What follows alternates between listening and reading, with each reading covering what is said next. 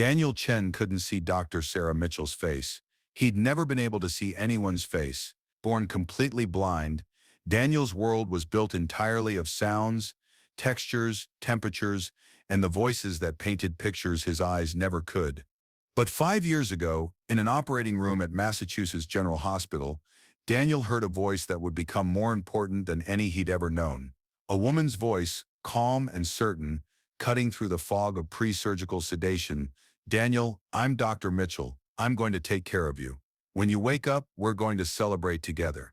That was September 12, 2019, the day Dr. Sarah Mitchell spent 14 hours removing an aggressive brain tumor that would have killed Daniel within weeks, the day she saved his life. Daniel never saw her face during the pre-op, never saw her face in recovery, never saw her face during follow-up appointments, because by then she'd moved to a different hospital and another doctor handled his post-operative care. They lost touch. Doctor and patient, lifesaver and life saved. Until September 18, 2024, when both of them walked onto the Family Feud stage as opposing team captains. When Daniel heard that voice again and recognized it instantly, Sarah Mitchell realized that the blind musician standing 40 feet away was the patient she'd fought for through the night 5 years ago. And when Steve Harvey witnessed something he'd never seen before, a reunion between two people who had shared one of the most intimate moments imaginable, the fight between life and death, but had never actually seen each other's faces. The boy who heard everything. Daniel Chen was born blind in 1992 in San Francisco. Congenital blindness caused by Leber congenital amaurosis, a rare genetic condition, no light perception, no shadows, complete darkness from birth. His parents, Chinese immigrants who ran a small restaurant in Chinatown, were devastated at first. But Daniel's mother Lynn discovered something. When Daniel was 3 years old, he could hear things no one else could hear.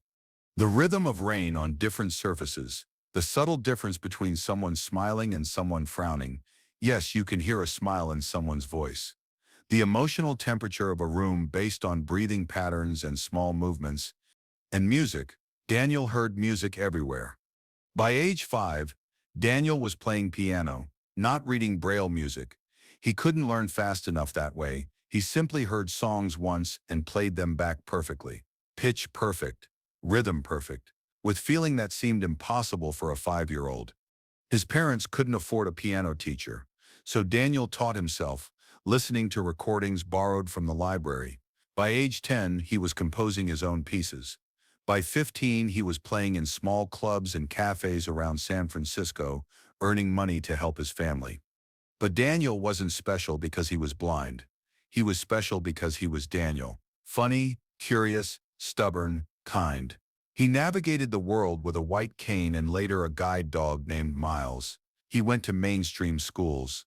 He had friends. He had a life that wasn't defined by his disability. He just happened to experience the world differently than most people. Through sound, through touch, through the way the air felt when someone walked into a room. Music became his language, his way of communicating what he saw in his darkness. When Daniel played piano, people understood what he was feeling, even if he never said a word. By his late 20s, Daniel was a fixture in the San Francisco music scene. Not famous, he'd turned down opportunities to pursue commercial success because he liked the intimacy of small venues. But he was respected, known, loved by audiences who came to hear him play. He lived with his parents, helped in their restaurant, played gigs 4 nights a week, and lived a good, full life. Until March 2019, when the headaches started. The tumor that changed everything.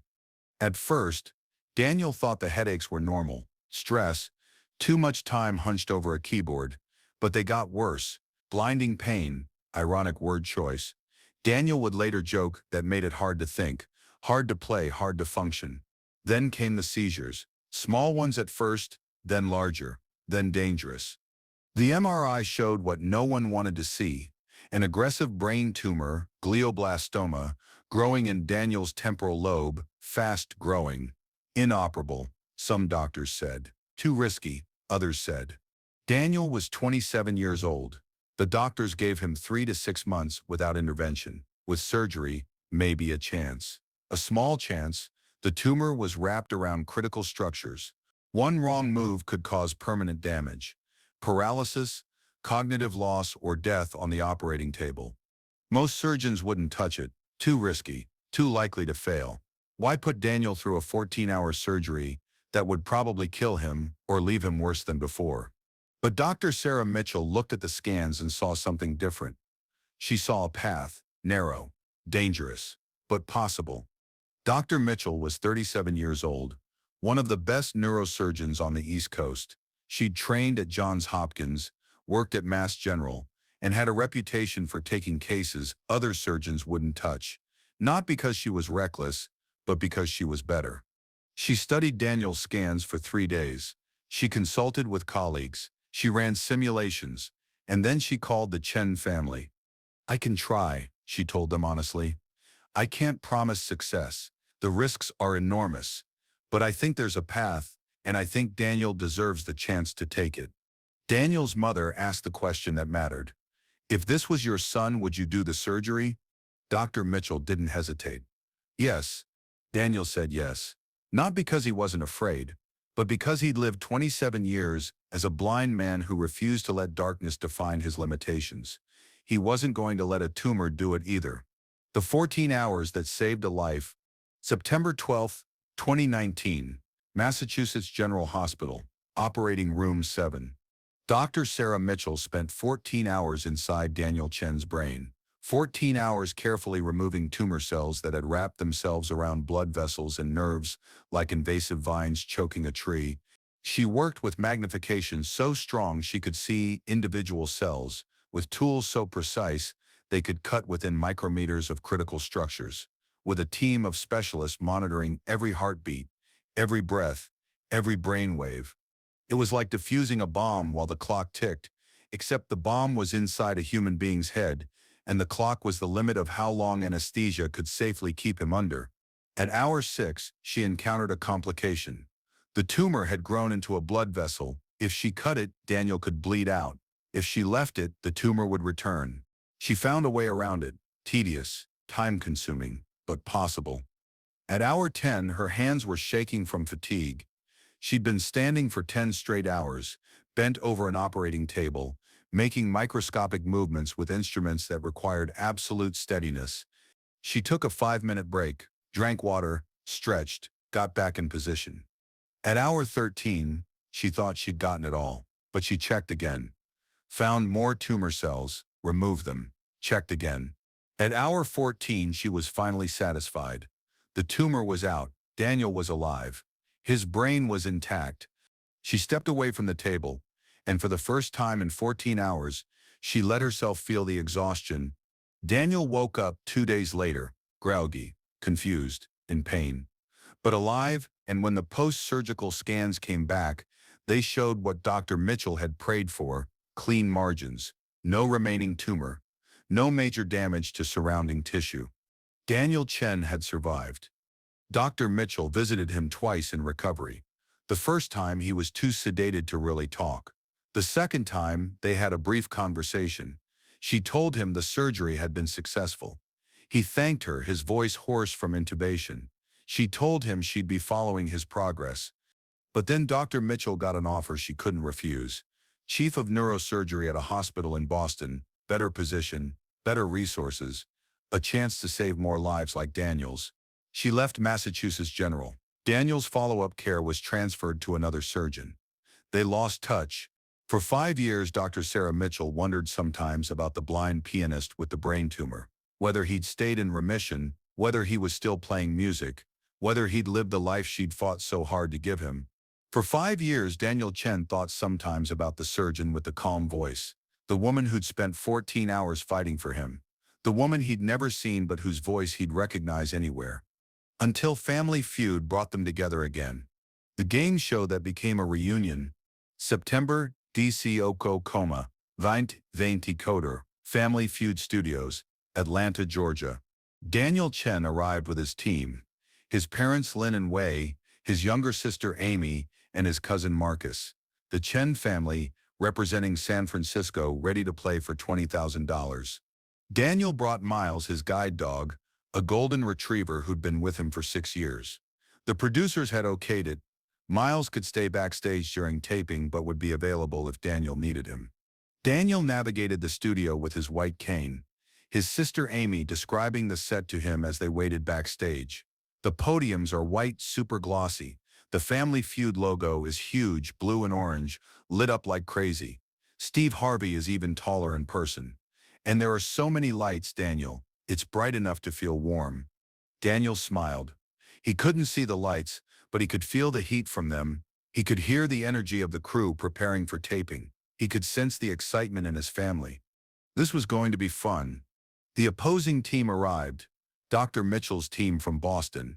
Dr. Sarah Mitchell, chief of neurosurgery at Boston General.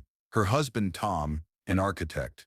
Her two teenage daughters, Emma and Sophie, and her colleague, Dr. James Park, another surgeon.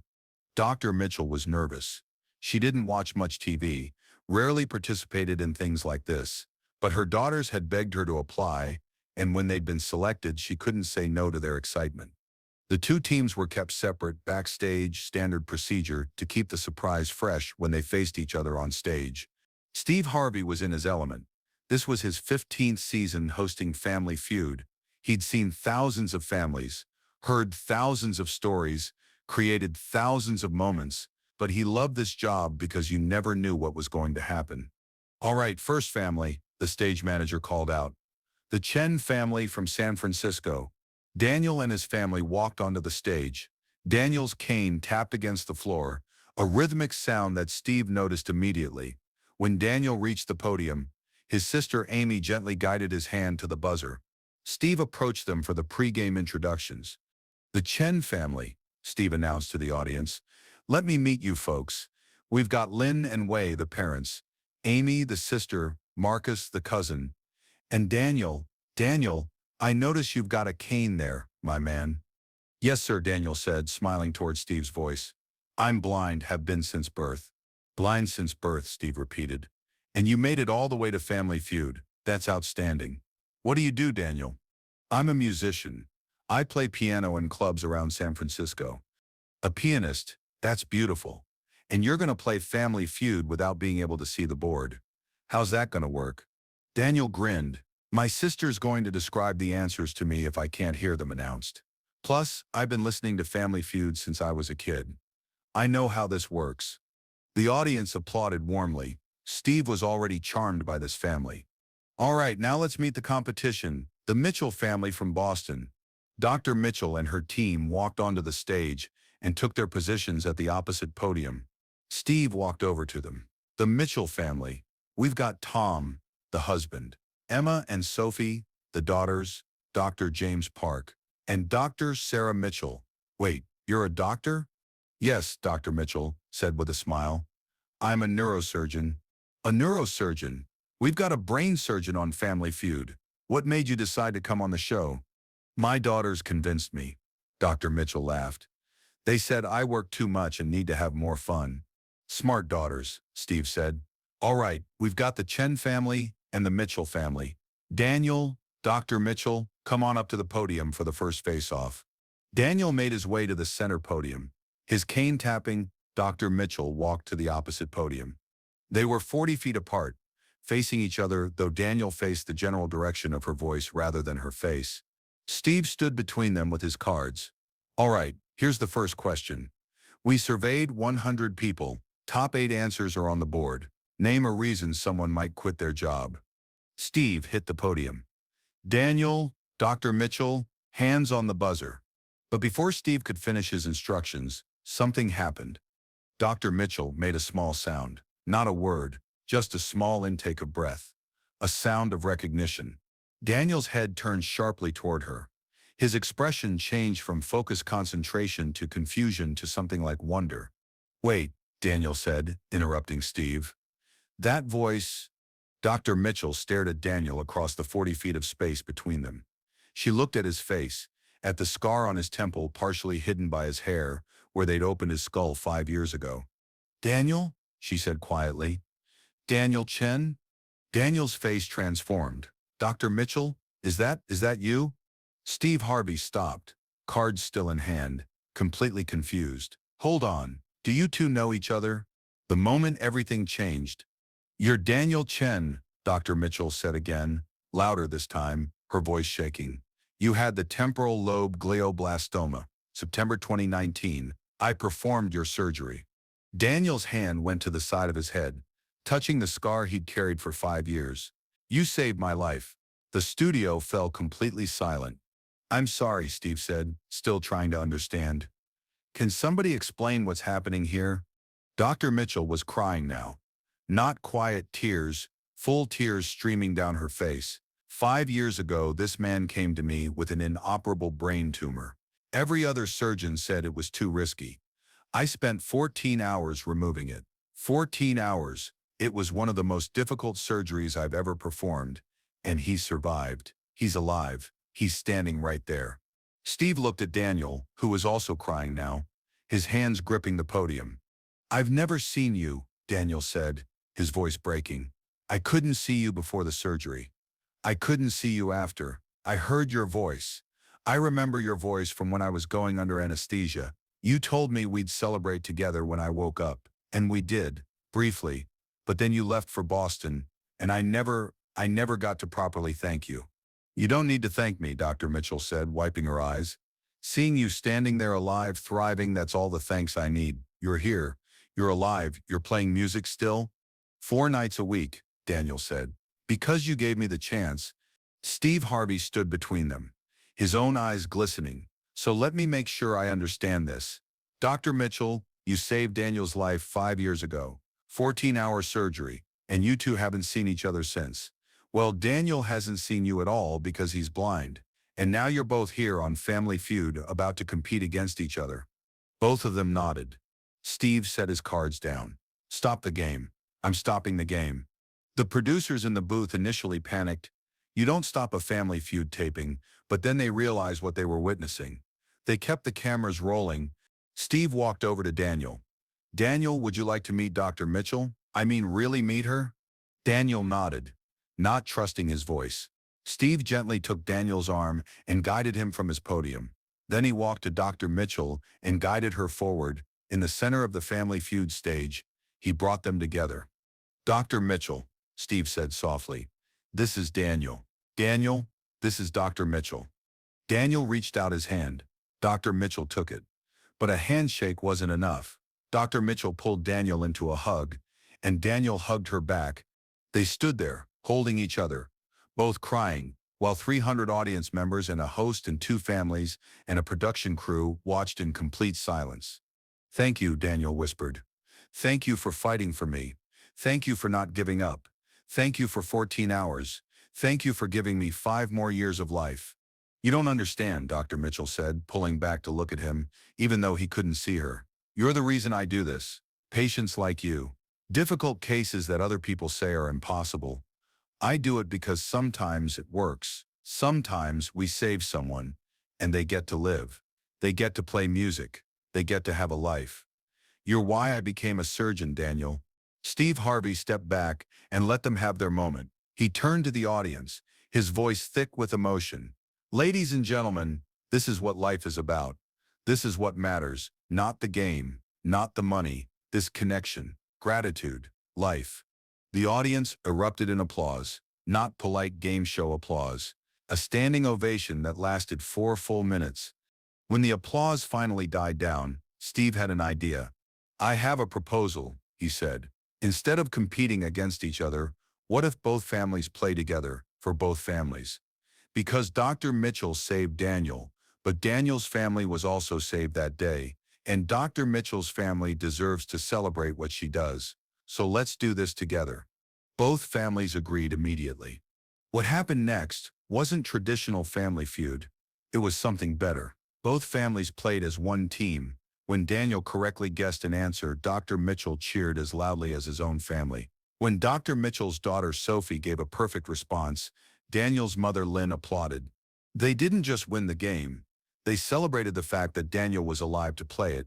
By the end, they'd won $20,000 to split between the families. But the money was almost beside the point.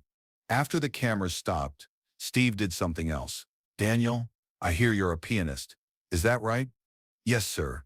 We have a piano backstage. Would you play something for us? For Dr. Mitchell? Daniel smiled. I'd be honored. They brought out a keyboard. Daniel sat down, his fingers finding the keys instinctively, and he played a piece he'd composed years ago after his surgery, when he was recovering and grateful and overwhelmed by the gift of life. He'd never named it, but now he knew what it was called. "This is Sarah's song," he said before he started, "for the woman who gave me the chance to compose it." For 5 minutes, Daniel played. The studio was silent except for the music. Dr. Mitchell sat in the front row, tears streaming down her face, listening to the music created by hands that belonged to a brain she'd saved. When he finished, there was a moment of perfect silence, then applause that shook the building. Why this story matters. The episode aired 3 months later as a special one-hour Family Feud titled The Reunion. It became the third highest-rated episode in the show's history. But more than ratings, it became a story that doctors sent to medical students, a reminder of why they'd chosen medicine, because sometimes against all odds you save someone, and they go on to create beauty. It became a story that blind advocacy groups shared, not because Daniel was inspiring despite being blind, but because he was inspiring, period. His blindness was just one part of who he was. It became a story that patients facing impossible diagnoses shared with each other, because Daniel had been given weeks to live, and 5 years later he was playing piano on national television. Dr. Sarah Mitchell and Daniel Chen stayed in touch after the show. She attended his concerts when she could. He sent her recordings of new compositions. They became friends, not just doctor and patient, but two people who'd shared something profound. On the 5-year anniversary of his surgery, Daniel sent Dr. Mitchell a gift, a recording of an entire album he'd composed and recorded, the title 14 Hours.